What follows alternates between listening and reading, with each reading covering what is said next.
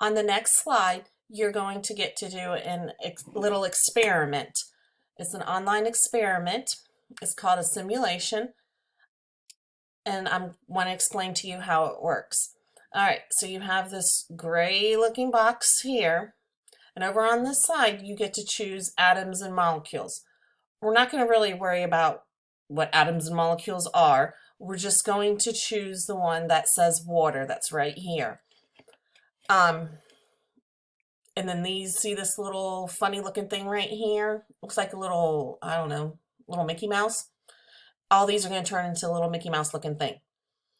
Down here in this cup, you're going to slide this little bar up, heat, and it's going to look like a little fire down there.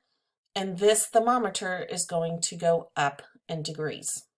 And you're going to see what happens when water heats up. Next, move your little slider down to cool. You're going to see some ice cubes and what happens to water when it turns into ice cubes.